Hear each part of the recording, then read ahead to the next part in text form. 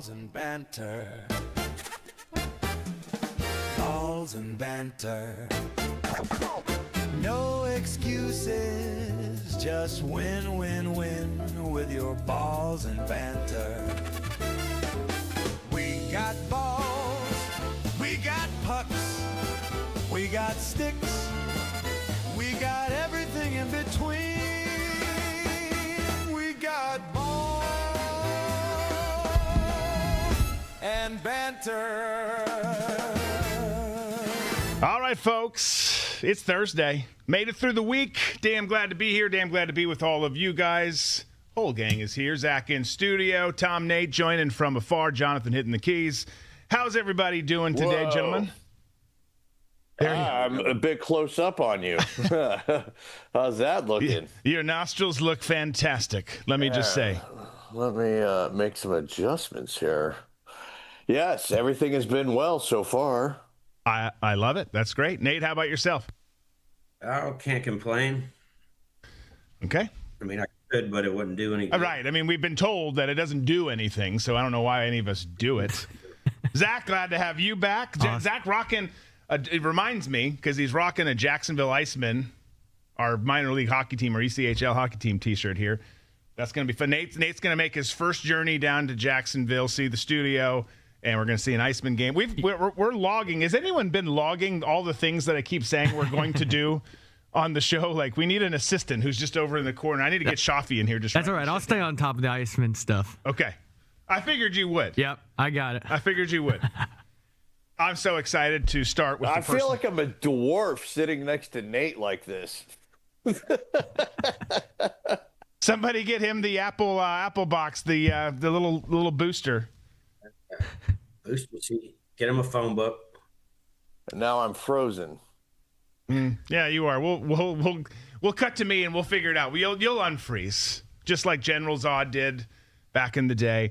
So we're going to start with the hero that we needed. I know we talk about this girl all the time now. It seems like we have a crush, and it's because we do. So do you. So stop it. Stop the judging. But Sophie Cunningham has come out and the girl just keeps leveling up. She's had a great year off the bench. As I said the other day, I think, maybe it was last week, shooting 43% and beyond from beyond the arc, 43% plus. But she came out and she doubled down on protecting women's sports and particularly keeping biological males out of women's sports.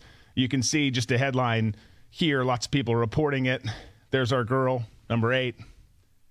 She said here, I want to protect young girls in a locker room or young girls in sport who shouldn't have to go against biological men. Pretty common sense thing. She then was asked by reporters, this is a long clip, we'll probably pull out of it early, Jonathan, but she was asked about, her comments. Does she stand by it? Any other comments on top of her comments? Take a listen to what she had to say. On that same vein, in that story with ESPN, you talked about wanting to protect young girls who shouldn't have to go against biological men. Just can you expand your viewpoint on that? I mean, I think I said what I said. I think it's kind of common sense. And I think I'll always believe in that. I think it's really important to protect children, and that's little girls who are also involved in that category. And so I stand on what I said, and I always believe that. Yeah. Do you see your advocacy on that, like, taking any form going forward? I don't know. I'm not a very political person, but I do have beliefs. I have morals, and I'll always stand on those and be true to who I am. And I think people are going to take it how they want to take it, but I've never even really said anything about that. And so when it comes just to protecting young girls in sport and women in sport, I feel very strongly about that. I think that's why you have Title IX. That's why you have some of the greats in women's sports. If Title IX and women's sports weren't protected, then you wouldn't hear about any type of women in sport. And so I think in the future, it's just really important to protect. I love it. So that's Sophie just being, and look, she's not come out on a lot of things and been super political. I don't know why everyone needs to make these comments political or these viewpoints political. She's stating a simple fact. That's her fact. Those are her opinions. They happen to align with science and reason in this case. And of course, there's people in this country who don't love it, but I just do. Like, don't be forced into a corner because that's what the New York Times and social media tells you need to think. That's what Hollywood says. The amount of courage that it takes to stand up for your own beliefs in this day and age is leveling up and becoming more and more all the time with all the kind of wokeness that's come in over the years. It's just, those voices have gotten so loud. So when you know you're doing it right, one, when you stand up for what you believe in and you stand up for yourself, but then two, when everyone flips out when you say something as simple as what she said, that you're right over the target, you're being who you need to be. I love it. Love everything Sophie's doing. Yeah, and I'm frozen again. Just talk to us. Just talk into my ear, Tom. All right. So this is my take on it. Sophie, sometimes in life, when you've got a position that 90% of everybody agrees with you on, a lot of times that position doesn't get heard until the person making that point is a smoke show. And right now, men not competing, biological males not competing against biological females, the messaging has been pretty consistent. But now the message finally has a smoke show attached to it. So you're going to have a lot of people who are just didn't really pay any attention to it going, you know what? I actually hear what she's saying. And the reason why they're hearing it is because she's hot and it makes sense. And the whole message becomes a unifying message for everybody to rally around. Even my wife, who, skews a little bit more left, especially on social things, she's like, I don't get this controversy. She's like, I thought everybody knew that boys played against boys and girls competed against girls. I don't understand where this whole sort of, conflagration has come where, to be supportive of women, you have to be supported of trans women, which if you're putting trans in front of woman, then you probably shouldn't be competing with women because it's the women's category, which it's not to say that you're transphobic. It's just saying that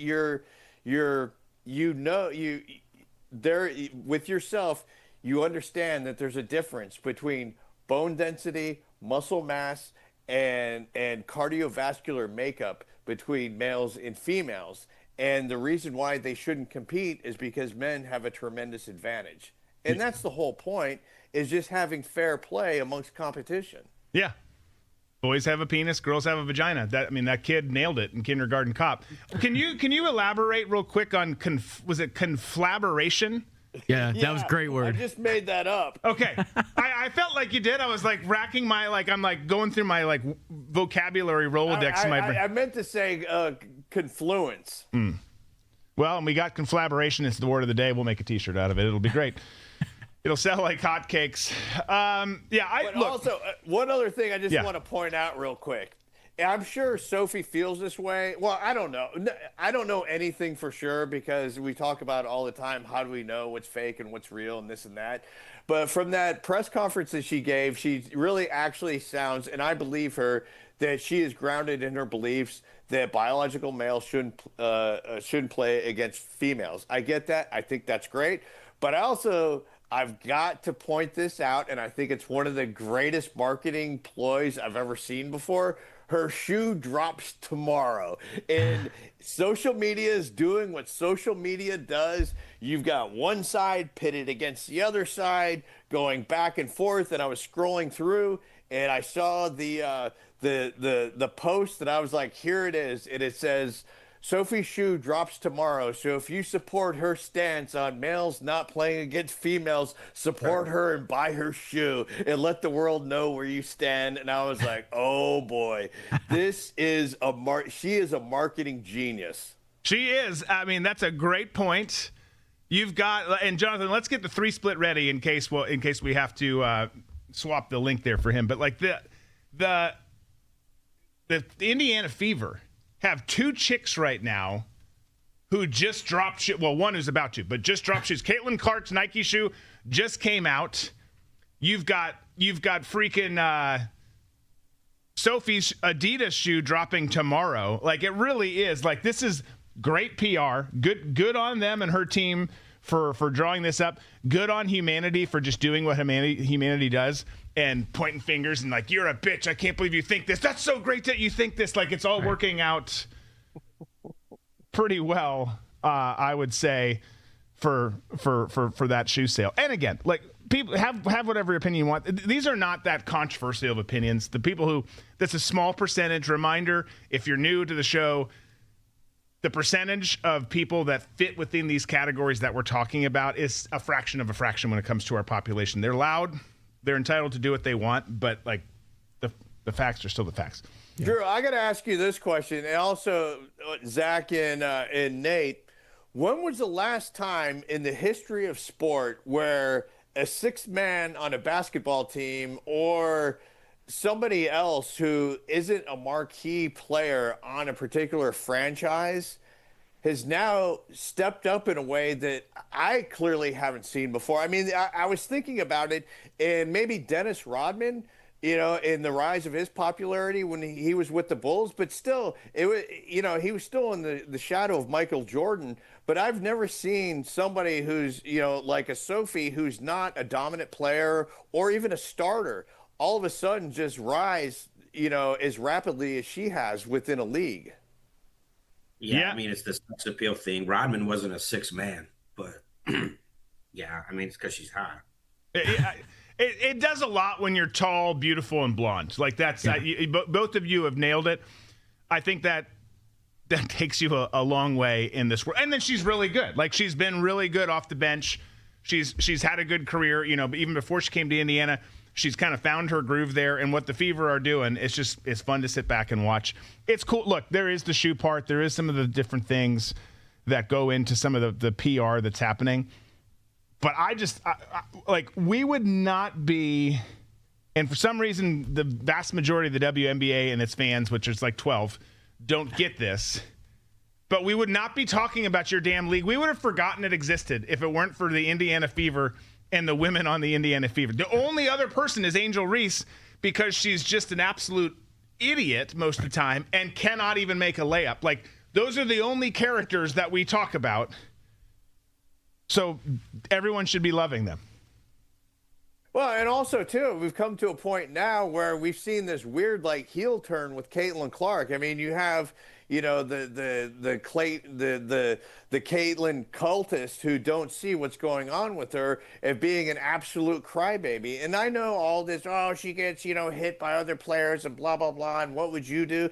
Yeah, that we all understand that. That was a legit gripe 2 years ago when she first entered the league, but now she's just throwing temper tantrums, and to me, she's really diminishing her brand by the way that she's acting on court. You can see how it built. I'm not defending her. I just don't weigh in that much on WNBA stuff unless it's Sophie, and when I'm doing that, it's as a man for different reasons. But she. You can see how she got to this point, but she's now, I mean, as of this morning, she's one technical away. She's had 7 technicals this season. She's one technical away from a 1-game suspension because of her on-court antics. Whether you think they're justified or not, the net result is she gets one more tee in whenever, and she's getting suspended. And that'll be interesting to see how the headlines and discussions shake out from that, which at this point seems inevitable, but we'll see. All right, staying with basketball. So obviously there's a lot of debate about where LeBron James is going to land. 76ers, a likely candidate. The Cavs have been talked about. The Miami Heat have been talked about. The T-Wolves, a couple other teams have been talked about. Seems like he's going to land in the East. And maybe somebody knows something we don't know. We don't know exactly what goes into what happened with this or why it happened. Was it just an eager beaver who didn't know anything and was getting prepared for the sake of being prepared? Was it an eager beaver who knew something that the rest of the world was not supposed to know? I don't know. But the Miami Heat, you've probably seen this now. The Miami Heat, one of the teams in contention for LeBron, which would be a reunion for him, and then it would be him and Giannis playing together down there on South Beach. They accidentally posted, then deleted a scheduled YouTube live stream. And they titled it the LeBron James Introductory Press Conference. You can see ESPN's headline here for July 27th, which is coming up. Is that Sunday, Monday, whenever that is. Coming up, nonetheless. Put it up, delete it. In the world of 2026 and the internet and all the internet sleuths out there. Like, you can't. There's a lot of people. There's a lot of Miami fans who are subscribed to that page who are like, son of a bitch, it's happening. We're getting them. And then it goes down. And people are like, okay, what's going on with this? And I'll be the first to tell you, I don't know. Nate, maybe you know what's going on with it. I certainly don't know. I do know that not too long after, if this is real, and it looked like it was from all the different sources that I saw, the Miami Heat listed a new job vacancy online. You can see, let's put that up. You can see it here. Director, YouTube strategy. Is that real? I don't know if it's real or not. It's circulating. It's the internet, so it's got to be. But I don't know. I don't know if it's real or not. But man, Over 200 applicants. Yeah. You only find 200 people. They're like, I don't know. I don't know if I want that digital job with the NBA. right in Miami. Well, I'm actually I don't love Miami. I don't hate you if you live there. But it's a good gig for a young person who does digital media. At any rate, this whole story though is pretty wild, and it has everyone wondering: has this been worked behind the scenes, and it's coming, and they're just waiting to sort out some final steps, do the introductory press conference, start to see the tweets and everything go out saying he signed, or whatever the deal is, or is this them being hopeful? Someone being an idiot, or is it something even, totally different than that? Someone just, I don't know why you do that if you're in the Miami Heat organization, put it out there and just do it for shits and gigs. But it wasn't a great look, and we still don't know the answer. As of, it's been over 23 days, he's still a free agent. But we know that whether that job listing is real or not, it has not been a good week for the person who put out that YouTube link. Yeah, I don't think it's real. I mean, if you're trying to keep something that big under wraps, you don't tell the social media team. Right. Hey, don't tell anyone. Yeah, tell Caitlin, the 27-year-old, she'll keep it under wraps. Yeah, like who else knows? The janitors know. Hey, man, get this locker ready for LeBron, but don't tell anybody. Like, I think the date thing is the one that's a little weird. Like, why did they pick that date? But it literally could have been a new intern. They're showing how to set up the YouTube live streams. But it's also weird because it's like, how hard is it to set up a YouTube live stream that a week ahead of time? Like, I better get the wheels in motion for this. I don't want to wait till the last minute. Right. But I kind of believe it. Like, if you're trying to keep something under wraps, like, just have the whole organization prepare everything, but don't let it slip to anybody. No, I agree.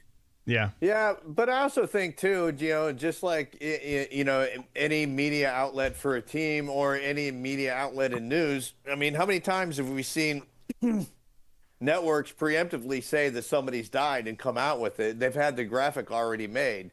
So if you have an inkling that something may happen, if there is a likelihood that LeBron could end up in Miami, I think, you would have to do the due diligence of a social media team having that graphic ready to go just in case of the event that it does happen. Yeah. There's no lag time in creating it. So, but the graphic, but not the stream necessarily.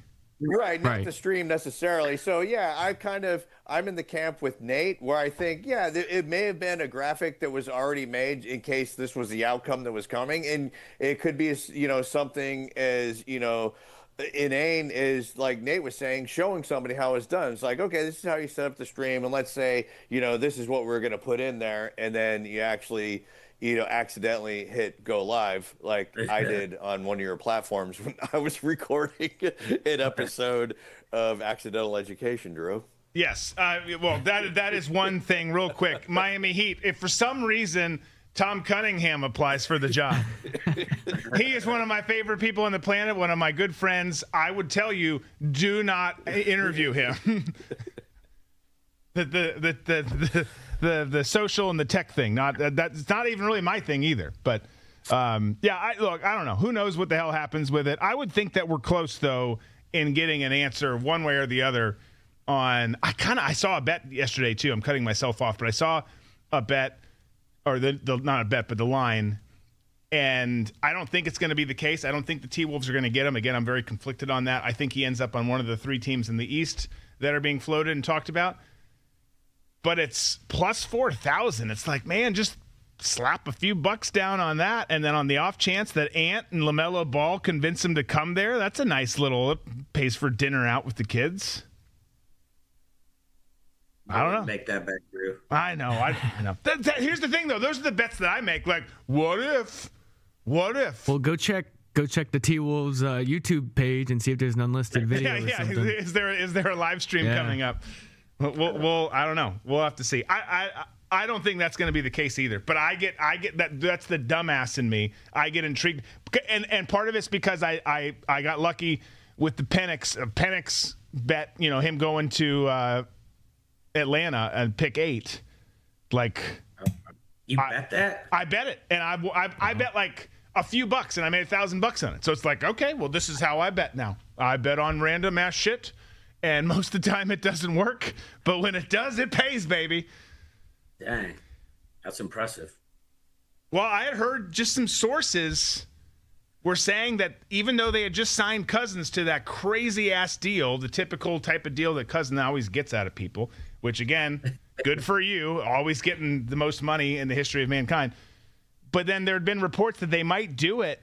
And I was like, well, like, he's not the long-term guy. They do need a future guy. He's kind of a development project, albeit a good development project. So I was like, I'll just throw a few bones on it. I bet on some other stuff. It's like, I don't remember if it was $5, $10, whatever it was. I was like, I'll do it. Like, worst case, I'm gonna be sitting there drinking beers, and I get one less beer because I blew this bet, and it panned out. Never has panned out that way again, by the way. Okay, How it usually goes. That's pretty typical. That's actually why now my wife's like, you're not allowed to bet anymore. I'm like, okay. San Antonio's Victor Wembanyama, a.k.a. Wemby, has been, and this is no surprise to anyone, but we're just going to announce it because it's news. He is the NBA 2K27 cover athlete for the new video game that will be coming out. Obviously, the dude's a stud. Obviously, the dude just made a lot of money. Not because of this, made some money with this too, but made a lot of money with his 5-year contract extension. This big news for him, though. Young guy getting, that's every little boy's dream, to be on the cover of Madden or NBA 2K or whatever the game is, NHL, whatever. Well deserved. I mean, the only other person you maybe put on there is Jalen Brunson from this year, who led his team to the championship. He had a great year. I mean, obviously there's probably several people that would be good, but I think Wemby makes a whole lot of sense. Who, if it's not going to be Wemby, though, who do you go with, Nate? Gosh, I hadn't thought about that. You got me on the spot here. I'm blanking. Okay, well, Come on, we just talked about her. We can put her on the cover, right? Yes, true. We could put Sophie on the cover. That's So there's 3. I believe there's a Wemby one, there's a WNBA player, and then there's a Derrick Rose version. The Derrick Rose one surprised me. that surprises me too. Yeah, and Caitlin Clark's the WNBA one, I believe, right? At least I thought I saw a graphic of that. That's what I thought it was, but I'm kind of like, I'm surprised they didn't use her in the past few seasons. Are they just going to throw her on? But they might not have. Brianna Stewart on there. Stewie's the one who deserves it. She's a badass. I think that we get some of Sophie's SI swimsuit edition shots in there as like the cover, just to see what you want a video game to sell. Like, just saying, there's like, we're all humans. Okay, we've maybe dark humans. Then I'm just gonna bring this up. Then we're trying this new thing last week, and this week we're gonna get into memes mid-show again.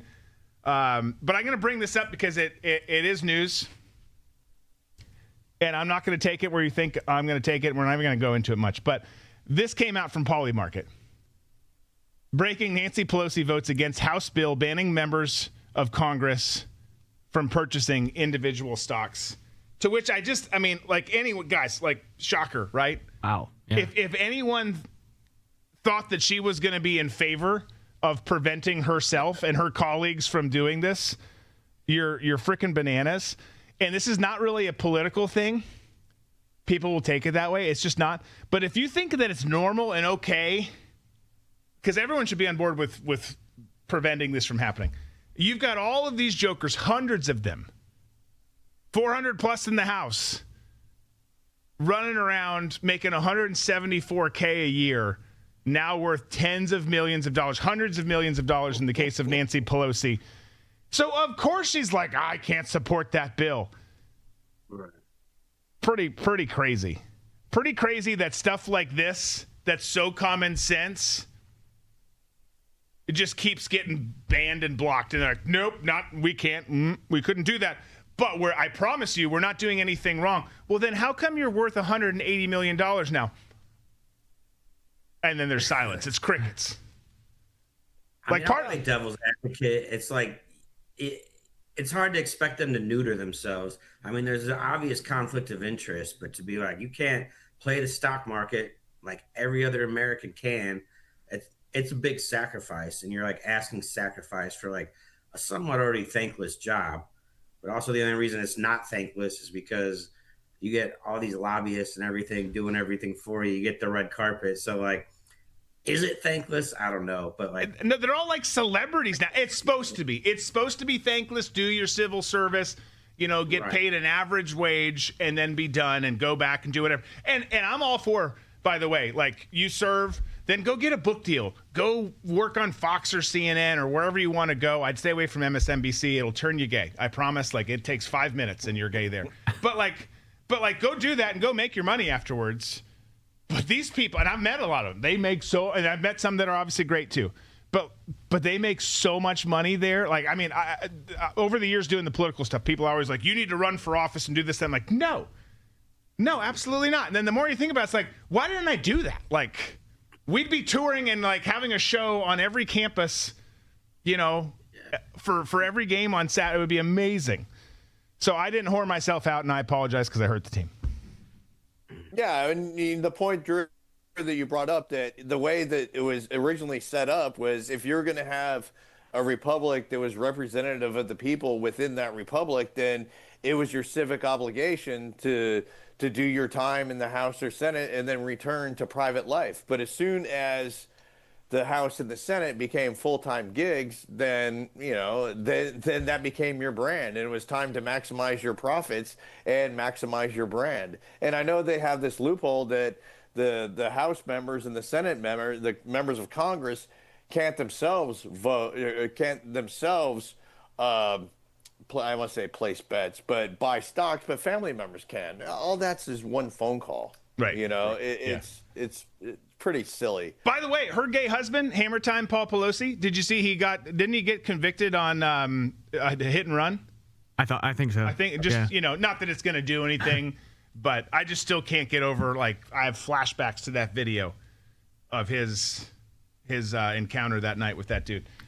Anyways, let's move on. Let's dive into something a little bit more fun. Let's do some memes. That's Meme-tastic. That's meme-tastic. That's meme-tastic. We should do that one more time. All right, so this first one's not really a meme. You've either seen this more times than you want to admit, or you haven't, and then you're going to start noticing it everywhere online. And maybe you're not. But if there's one person whose social audience went from obscure, like, I've got 16 friends who follow me, all this kind of stuff, to like blowing up over the weekend, over the last 24, 48 hours. It's not the weekend, this week, let's say.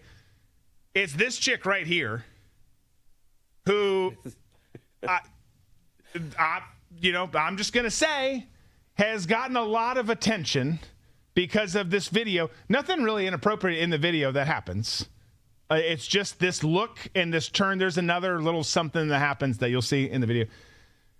But holy crap, I'm telling you, and part of it's the algorithm because you watch it once. The first time I watched it, I didn't know what I was watching.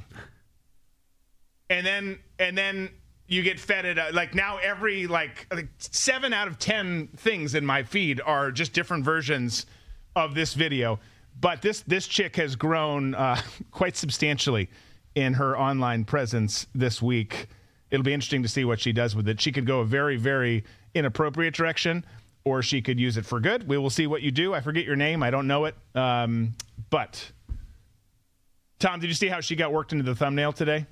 Oh, yes. Yeah. And I'm telling you right now, and I've posted this on social media, it's that look right there that has cost me unbelievable amounts of cash, houses, cars, strained relationships, spoiled relationships, friendships that I will never get back. And pretty much every time that a chick has flashed that very same look in my direction, I always acted like I was making the best decision ever.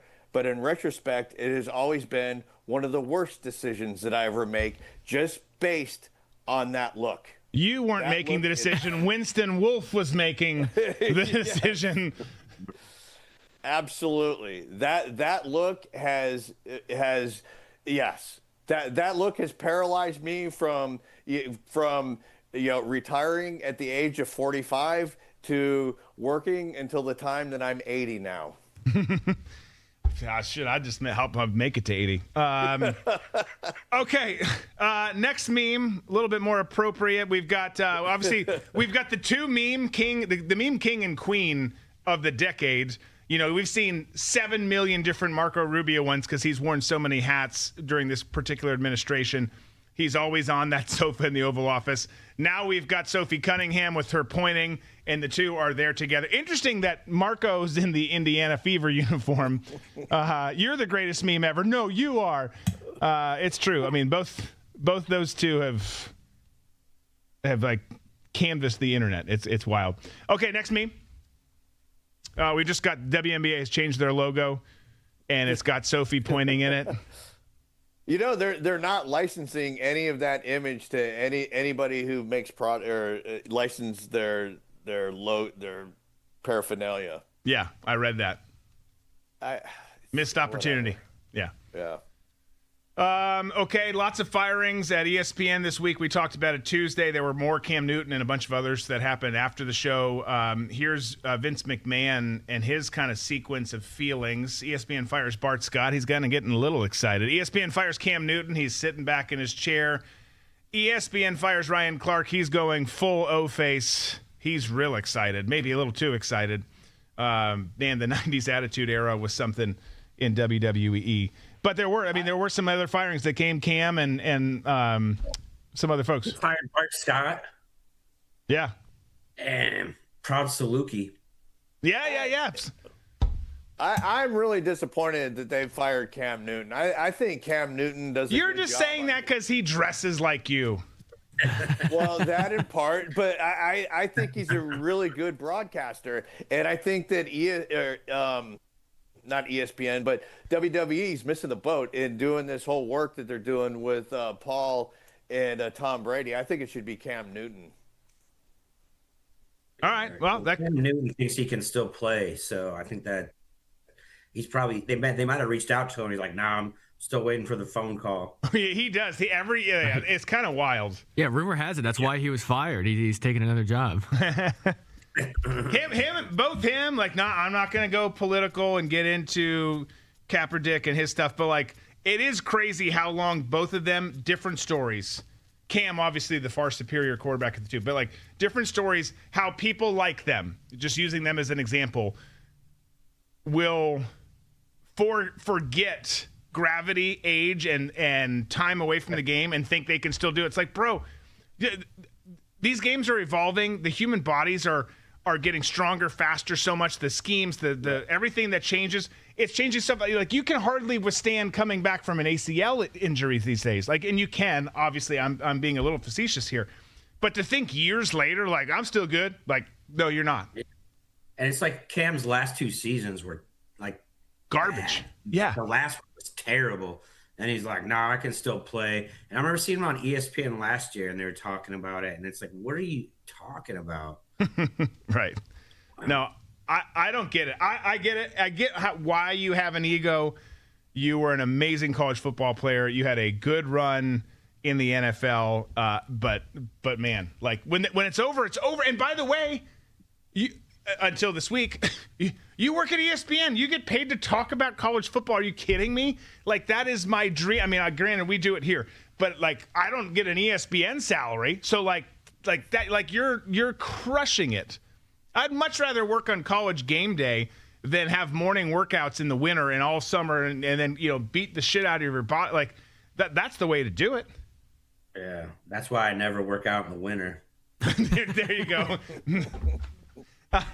I love it. Okay. Obviously, there's been an explosive diarrhea outbreak. Thankfully, Tom and Nate didn't get it. Nate, as we talked about Tuesday's stomach, is immune to it because of how much Taco Bell he eats. But Hot holder. Taco Bell has some new. This is a Babylon Bee headline here.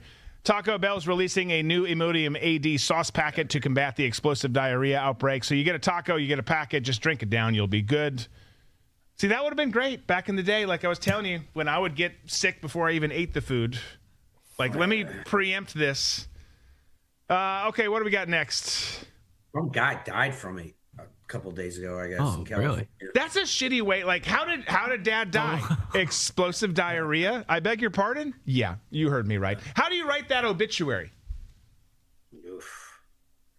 Glenn Richards died of severe dehydration from literally shitting himself to death. That's tough. He had a passion for his family. He had a passion for Taco Bell. He died. They put a shrine to him.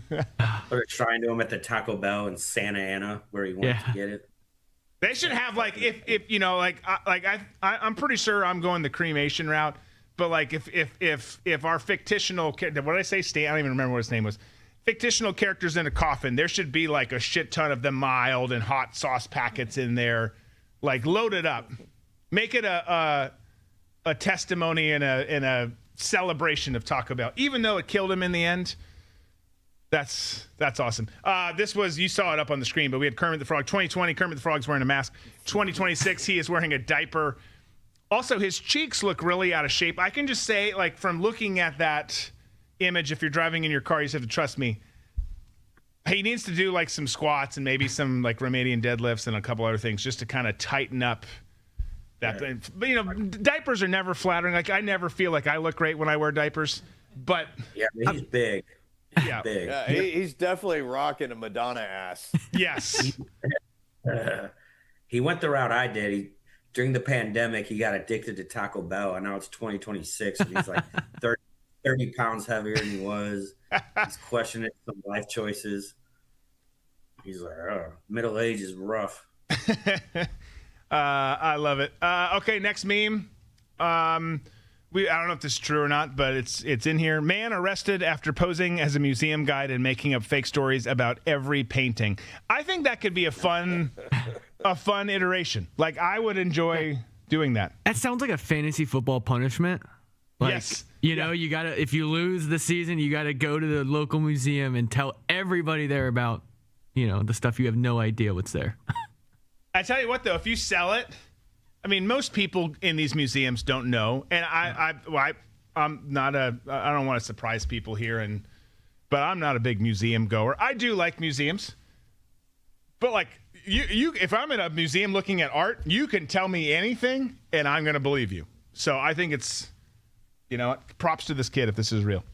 You know what really gets me at art museums is when I go through there and I see people who are standing in front of a painting or a sculpture and they've got a notebook and they're taking notes, and it's like I have a tremendous appreciation for people that have the ability to create things, but I can enjoy them and I can recall what it is that I enjoyed about that painting or what I enjoy about a particular artist, but I have never felt the need to start jotting down notes. Even if I had a blog or anything related to the art that I'm looking at, I just don't see myself doing that. Drew, have you ever pulled out a notebook and started taking notes on? I have not. How did he do this? Let me. Yeah, no, I've not done that. The notes, and then, if you see like someone weeping. Now, maybe the weeping is about something else they've got going on. Everything's got, people have got stuff in their lives. And sometimes it has nothing to do with the painting or whatever this scene is or scenario is. I get it. I will cry myself. But note taking, weeping over it, like sitting there and taking it in, talking to like, I wonder what he like, whatever conversations happen around art. I don't know. I'm a football guy and a former spy, but like you weeping and taking notes, that's just weird. Like you're making it awkward for everyone. Like at least if we're gonna have that, like we need like a food truck in the building, not outside. Like drive that bitch right up in, and then we need a mobile bar. So then at least we can mock and be like, okay, let's see what. Looks like Janine over there has really lost her shit. I've never wept while looking at a work of art before. I mean, I've seen works of art. This one artist in particular, I can't remember what her name is, but the Podestas love her. And she was a victim of child sexual abuse. And so all of her artwork is about child sex abuse. To me, that would reduce me to tears if I was forced to look at something like that. Yeah. But anything else, like the American Gothic, that wouldn't, necessarily draw me to tears. There's been some Salvador Dali works that have kind of, made my stomach feel a little upset, but they're just all kind of macabre and twisted, but nothing that would reduce me to like crying. Yeah, and I say that. Here's the thing. Well, absolutely. But, like, movies are art, too, right? In their own form, they're entertainment, art. Like, a good movie will get me going. But you've got a score, you've got characters, you've got the other stuff, not just something that's just there. Like, I don't know. Anyways, we talked way more about art than I thought we would here. Let's go to the next one. This is Ryan Clark, who's looking for a new job here after the ESPN firings this week. He's holding a sign, "Will race bait for money," and he will, and he'll do it well. That is, again, he had some great analysis at points. He just got caught up in the controversial shit. It's like, just do your freaking job, dude. Just do your job. That said, we've signed him to a 3-year agreement. He'll be Ryan Clark, friend of the show. Yep, starting with us on Tuesday. It'll be good. It's nice to have some diversity. Courtney hasn't been around in the last little bit, so yeah, it'll be good. Okay, next meme. Oh man. Was it Maine? The Maine senator who talked about Ashley Webb. Ashley Webb. That was so hard to watch that debate. Why are you qualified to do this? Well, I've written books and songwriter. Like what? Not good genes. So for those of you listening and not watching, you've got the thing in Maine that was running for Senate in the pose of Sydney Sweeney, and just does not look as good as Sydney Sweeney. I think you can probably imagine that. And if you're driving right now, actually, God bless you, don't come back and watch the show. No. Just stay in your car. Don't go to YouTube or Rumble. Counterproductive for me to tell you that, but you don't want to see this. Okay, next meme. Tom, you'll love this. Okay, we've got an advertisement from Super 70 Sports, because business doesn't stop just because it's July, mother. Boop. We got an advertisement. 2 men wearing shorts with belts, ties, and button-down short-sleeve shirts, knee-high socks. Look at the deals, though, here. I mean, men short and long-sleeve business shirts, $2.99 each. Okay? They're a polyester cotton blend, too, by the way. It's not just like it's 100% cotton. These are blends, baby. Fashion ties, $3.99 each. The tie more than the shirt. Fashion shorts, $7.99. Leather belts, $2.59. You can get your whole outfit out the door and look like these fine gentlemen for whatever that is. 15, 16, 17 bucks. I'm doing the math fast in my head. Tom, you have this outfit somewhere, don't you? I would love to have that outfit. That outfit is classic, like mid to late 1960s Rhodesia. If you're a businessman in Rhodesia in the 1960s, that's what you're wearing into work. And you've got a nice blazer or a men's waistcoat to throw over that, and you are rocking it. Yeah, I've never seen an outfit that I think fits you more. Okay, next meme. Oh, we just got Sophie Cunningham doing her point with the crown. But why this is in here is the U.S. Department of Education put this out. You've got literal government organizations leaning into all of this. All right, let's speed through a couple more, and then we'll get to... I just have to say one thing real quick now that you put up that picture. The thing, you know how I am about feet? the way that her finger curves is what just does it for me for that picture. I understand she's cute in a smoke show, but the curvature of her index finger is something that dreams are made of. It's not her twerking in a social video. It's not her cute, body. It's not the long blonde hair. It's not any of that. It's the curvature of the finger for Tom Cunningham. Yeah, that is a light little dusting of dirt on the bottoms of her feet. Okay. That's There you go, foot and fingers for Tom. We've actually added a therapy section in Studio B since we're not using it as much now. We'll get you in when you're back in town. That's everyone has their kinks. Dirty feet and curved fingers is Tom's. There we go. Yeah. We'll work through. That's how you engage to your wife. I love the way your fingers Not curve. Dirty feet, just a little jiffy foot. That's all I'm asking for. Okay. All right. Don't know where to go with it. I'm just going to move on. Babylon Bee headline: man who just reads news and social media all day, unsure why he's so depressed. Yeah. Tell you what, people keep asking still, why do you not do news as much anymore in the politics? Because of that.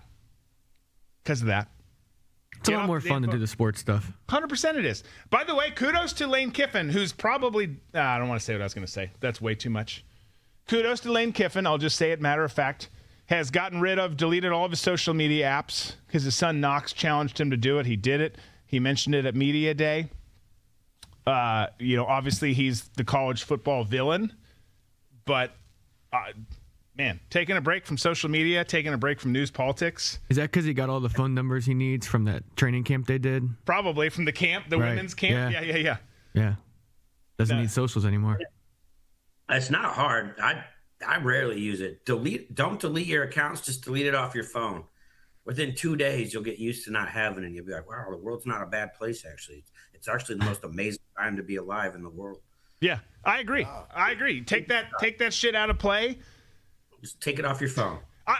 One of my old publicists reached out today, not long before the show, and was like, hey, brother, can you come on Newsmax and talk about this story? They want a former agency type guy to do it. I was like, no. I said, well, one, I couldn't at the time that he was asking. I never want to anymore anyways. I just don't get a kick out of it. But I was like, bro, I don't even really watch the news, man. I can't go on and talk about some of the stories you want me to. I can on the level that they do on these news channels. You get 2 to 3 minutes. You don't even get into anything. It's I'm not doing it. And it feels fantastic. Really, really good. I think the next time you get a call like that, say, I would love to talk about that, but what I'd really like to talk about is my new passion, because I'm in the midst of writing Mike Leach the musical. Yes. What are we calling it, The Pirate, or what are we calling it? Are we calling it Mike Leach the musical? Well, we could call it The Pirate and then Mike Leach the musical.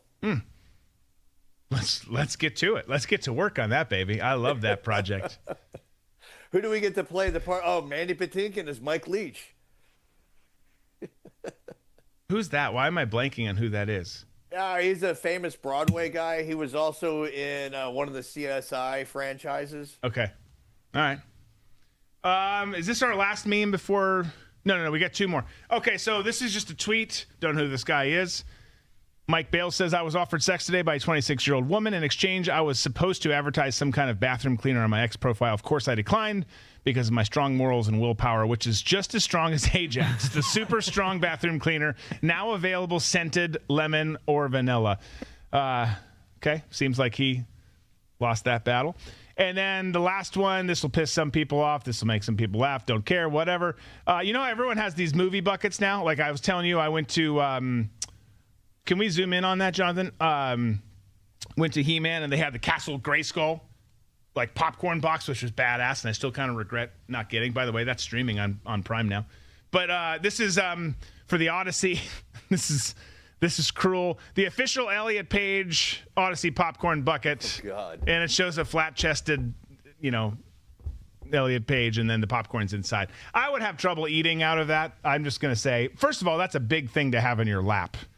That's just a little too much, but lots of craziness there. And plus, you'd have to buy an extra ticket and right. That's what There's a lot involved. There's a lot involved. Okay, how about some good news rather than talking about removing your breasts and then eating popcorn out of a fake human's chest? Anyone who just joined is like, I'm out of here. This is too weird.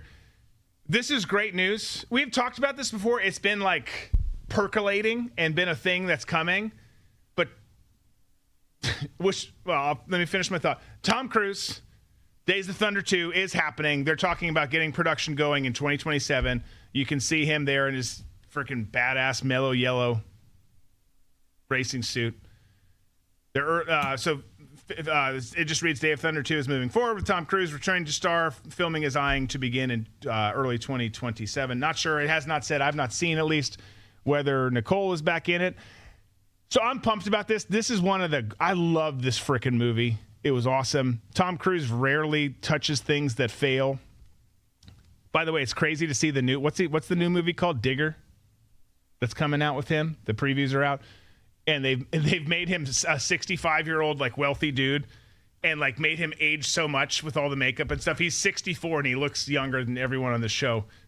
Maybe not Zach, but literally he looks younger than all of us. Probably Zach too. Like the dude ages like an angel. But this is going to be badass. Here's my question. How do you they'll do a great job. It'll be great. How do you replace Robert Duvall? Because you can't, he was such a huge character. You know, you can CGI a scene or two or whatever. You can't, put someone that critical back in. You can't CGI that much content. No, and I got the perfect person. I talked about him last week, Stephen Root. Stephen Root, I'm telling you, is made for that role. He would take that role and he would come up with a character that'll be just as memorable as the Robert Duvall character. You are big on Stephen Root right now. Big on Stephen Root and Sophie's dirty feet. Those are the things that get Tom going right now. I ride the root for Stephen Root. Beautiful. Beautiful. We never said it was a family show. Some NHL news. Really just Blackhawks. Let's just call it some Blackhawks news. Because Connor Bedard, they're young. He's 14 years old. They've re-signed him. You can see the deal here. 5-year, $75 million contract extension. So great young player. The Blackhawks have struggled since he came there, not because of him, just because of some of the other moves, just because of how they've kind of done things. But he's a great player to re-sign. And then they've added an old sage to go along with him, someone very familiar to the Chicago Blackhawk fan base. Patrick Kane returning to the Blackhawks on a 2-year deal. So the veteran, he played in Detroit last year, 67 games played last season, 16 goals, 41 assists. What's that, 57 points? You know, pretty good year, played for your team. Yeah. So you're losing a veteran standout. The Blackhawks getting one of their stars back, likely to retire there. What do you make of this? Yeah, I mean, he's on the back half of his career. Obviously, not many years left. He wins a couple cups with Chicago, gets to go back, have his reunion. I think that'll be awesome. Sucks for the Red Wings. We lose that veteran presence. He's a very skilled guy still, but it's gonna be really good for Chicago and definitely Bedard having that kind of guy in the locker room is really going to propel that organization for sure. I would think so. Yeah. Nate, what do you think of this? Oh, I love it, baby. Yeah, I mean, you got to sign Connor, number one pick, future of the team. Yeah. They're doing great things. You bring Patrick Kane back. He didn't have a bad season last year at all. That was good. So you get him on that deal, not a lot of pressure on him. Things are looking up, baby. Yeah, I think so too. And both of you said it, this isn't hey, we expect Patrick Kane to be the Patrick Kane from a decade ago. This is right. We expect him to be good and be a mentor to Connor, who's an absolute stud. Is he drinking age now? He was 18 when he got there, right? I think he's just about there. He's a young tot, very talented. You put people around like that so he can learn from, keep getting better. You obviously don't let him go, Nate said. So this is good. And I was telling Zach, who's a diehard Red Wings fan. I'm a diehard Wild fan. Off camera before the show, I want the Blackhawks to be. I like it when the Chicago Blackhawks are good. Like, I think it's good for the NHL. It's like college football. It's good when Notre Dame is good. You don't have to love Notre Dame or be a Fighting Irish fan. College football is better when Notre Dame is good. And you can fill in the blank. I just use Notre Dame as an example. But I think it's great when the Blackhawks are good. I think it's a smart move. We'll see what other moves they do to kind of build around Connor as they move forward, because they've struggled the last couple of years, so they need to do some things. This is like seeming like they're going down the right path. Oh yeah, you're always down the right path when you team up two handsome young blonde men like that. Yes. I love it. Okay, Carolina Panthers, Arizona Cardinals reported to camp yesterday. They've got a Hall of Fame game in 2 weeks. 2 weeks, bitches. And we've got a game that's a terrible football game, as we've talked about, but it's going to be on, and we're going to watch it because that's what we do. So they reported, also the veterans, not necessarily Brissett, which is going to be interesting. It'll be curious to see if and when he shows up. But I tell you what, if you're looking at that game 2 weeks from now, depending on what happens between now and then, and really, actually, frankly, I say that regardless of what happens between now and then, if I'm Carson Beck, I'm pretty jazzed up because they're probably not going to play Minshew that much in that game. So Carson Beck is learning a lot. He, in all the OTAs, has gotten more reps than he probably would have. Obviously, rookie minicamp was all about the rookies, but like you get in the OTAs, Brissett not there, you're getting more reps. Starters don't really play in the Hall of Fame game, so he's getting some legitimate action. We don't know how the rep count shakes out that night, but presumably he's going to get a lot of the workload, which is great for him. Whether you like him or not, it's great for him in his career. Oh yeah. Oh yeah. Oh yeah. Hall of Fame game, baby. Playing. I wish they would change where they play. I understand that's where the Hall of Fame is. So you're kind of locked in. It's like he's so old. It's like if he was good, he would have been drafted earlier, and he wouldn't have bounced to like 4 different colleges. Like, you root for the guy, but I'm not holding my breath. See, and I really don't root for him. Like, I don't root against him. I think he's got a very punchable face. You spend all this money on Lamborghinis. You're dating one of the Cavender twins. Obviously that makes sense. Like, I'm not judging you there. Like, they're cute young ladies. But I agree. Like, he's not as easy to get behind. He's not like for the opposite example is Fernando, who's a great young man, easier to get behind. But you could find some people in between who's like, I just want to see this kid do well. There's a lot of people who don't want to see Carson do well. I know one locally here who works with him who definitely does. But he should. But yeah, I don't know. We'll see. But people are reporting. He's kind of the candy corn of football, where it's like, yeah, it's okay, but it's not, a Sour Patch Kid. I like candy corn. I was about to say, I actually love candy corn too. I don't like the ones that work the brown in. Like, you need to slowly roll a little bit. The Indian corn, whatever they call it. What do they call it? What's the one with the brown? Yeah, I don't know. They probably don't call it Indian corn anymore. That's for damn sure. But that I don't. Knockoff candy corn. Yeah. But I think candy corn's really good. By the way, since we finished quarterback season 3, like I've blabbed about too much, and I'll shut up. But we went back and started watching Receiver with the kids because they hadn't seen that one. And Justin Jefferson, I had forgotten about this. You've got this. Granted, he's young. You can do anything you want when you're young, playing ball, working out, doing all the shit. The amount of candy in his house is insane. He's got cabinets full of it, and the cabinets are not just full of like, here's like a couple little bags or bins. It's like, here's the jumbo size, this big of Sour Patch Kids. Here's this one of this. It's like, bro, like, you might be the best receiver in the league, but you're gonna have diabetes tomorrow. Like, it's crazy. My candy, and it's go big or go home. It is so good. Get the most you can get, stash it. Yeah. No, I mean, it's a fair point. It's a fair point. It's delicious. Okay. This kind of brings us to our last story. And it's going to dovetail into something different. But this is crazy right here because Major League Baseball put out this tweet. I'm a Twins fan, didn't know this. It's the regular season. So, like, when you play 162 games, I go in and out of, like, caring until it gets later. Like, I'm checking. but I certainly don't know this level of information. So you've got 4 Twins teammates, Brooks Lee, Luke Keyshaw, Ryan Kreider, and Cole Sands, all getting married on the same day, November 14th, which is wild. You're all in the same clubhouse. Presumably some of your spouses know each other, and you're all getting married on the same day. But the reason that it's actually terrible planning, and this kind of dovetails into what we talked about Tuesday. Look at the day let's just look at November 14th for a second. And let's put up this next graphic. Because you've got Utah, Arizona, Missouri, Georgia, Texas, LSU, Ole Miss, Oklahoma, Tennessee, Texas A&M, Alabama, Vanderbilt, Georgia Tech, Clemson, Michigan, at Oregon.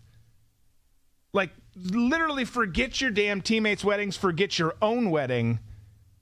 That's a great day of ball.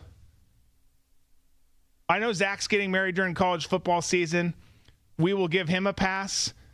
But you don't get married during football season, and 4 Twins players in the same locker room, you picked the same day, and you all did it on a college football Saturday that looks like this. That's a hell of a day. I mean, we talked about how good November 7th looked on Tuesday, and here we are a week later, looking a week further into the schedule because of the Twins players' dumbass wedding plans, and we've got a day that rivals last week's. I mean, that's a keep that graphic up. That's an amazing slate of football right there. Yeah, but see, it works out perfect because you tell each one of them that you're going to the other one's wedding, and then you just go to the bar and watch football. Yeah, that's true. That's a good point. And you convince your wife we're eloping. We'll do it later. You know, we can go to the courthouse if you want, or we can bring the pastor to the bar. But like you don't want to miss this day. And there's something for everyone. You can be a Big 12 guy. You can be an SEC guy. You can be an ACC guy, Big 10 guy. There's people for – I mean, I know Pat Narduzzi's not going to watch the Michigan-Oregon game because he thinks the Big 10's not as good as the ACC. But this is a good slate of football right here. And it's crazy, by the way, even though we don't know how things are going to be post-Diego Pavia. We don't know if Jared Curtis is the guy or which. They've got 3 guys competing in Nashville for the Vandy job. But it still blows my mind that we're at the point where we're talking about that Alabama Vandy game could be really good. That's weird. Yeah, I don't think I've ever said that before. No, I mean, up until a few years ago, you still laughed when people said Vandy or Indiana if football was in the same sentence. Now, Indiana's won a national championship, and Vanderbilt's been really damn good. Yeah, I think it's pretty wild. Speaking of, last thing, and then we'll get out of here. This came in right before. He's kind of said something like this. I should say who it is. Nick Saban made a statement that I saw come through right before the show, and he's made some statements like this before. But, you know, you've got SEC media days going on. All the different conference media days are either happening or happened. And he said, I think the only reason people are talking about this is we've dominated for so long, we meaning the SEC, and we're so good, everybody makes a big deal. Out of being able to beat us. That doesn't mean they're better than us. Doesn't mean that that's just because you win the championship that you have a better conference. It just means you have one better team. That comment actually is not the comment I meant to read. But he came out and talked about how the Big Ten is the premier conference over the SEC right now, which really shits in the face of what Narduzzi said the other day, saying the ACC is better than the Big Ten. But when you've got Nick Saban agreeing, and he's added context in the past statements about this, about how there's great donors, great money flowing, obviously not shitting on the programs. There's outstanding. Michigan's the winningest program ever. Ohio State's been great. Penn State, Oregon, USC. There's lots of great teams there, even though the SEC is amazing. But it's really come down to how the boosters, how the collectives have done in building up their NIL resources. But you know, just worth saying. I'm not saying it as a Big Ten homer. I'm just saying Nick Saban is saying that the Big Ten has reached this point, and that's a big deal for him to say that because he's obviously a deep SEC guy with his time both at LSU and at Alabama. Yeah, I don't know. Born and raised in Florida, I drink the Kool-Aid. SECs will always be the greatest conference in my head forever. That's definitely Kool-Aid, though. Oh, it's definitely Kool-Aid. It's definitely Kool-Aid. Yeah. And they're freaking amazing. Yeah. I mean, it's an awesome conference. Yeah, But, it's definitely the Kool-Aid. But look, I mean, what else am I supposed to say? yeah, I mean, you look at the last few national championships, but yeah, No, you can't look at that. You can't look at that, Drew. Yeah, that's fair. But I think it's interesting. I mean, he makes a point. Like right now, Big Ten programs, and it's not to say that SEC programs aren't spending. Everyone's spending a shit ton of money. It's crazy. You should see how much money I'm spending on East Carolina in my dynasty in college football. It's wild. It's going pretty well. But everyone's spending money. The Big Ten's just spending a lot of money, and it's showing. Yeah, baby. Drew, real quick. I figured out who I would have instead of Wemby if he wasn't on the cover. Okay, it's gonna be Kane. It's gonna be Kane Cunningham. He had an amazing season, and the Pistons finished 1 in the East. He was in the MVP talks. Great season. So okay, and he's young and cool. Seems like people like him. He's hip. Yeah, good. I can get behind that. Yeah. Okay. Yeah. All right, I like it. I like that we circled all the way back to that. I think that's a good way to end. It's been a fun episode, boys. Fun episode, audience. Hope everyone has an awesome weekend. Please hit that like button on the way out. You got golf. You got all sorts of things happening this weekend. It's starting to quiet down a little bit without the World Cup. But you still have golf. You still got NASCAR. You got some other things going, baseball. So enjoy it all. Take a break from all the news, politics, all the other bullshit out there. We'll see you back here Tuesday, 3 p.m. Eastern. Be safe. Be smart. Be free. We got balls and banter.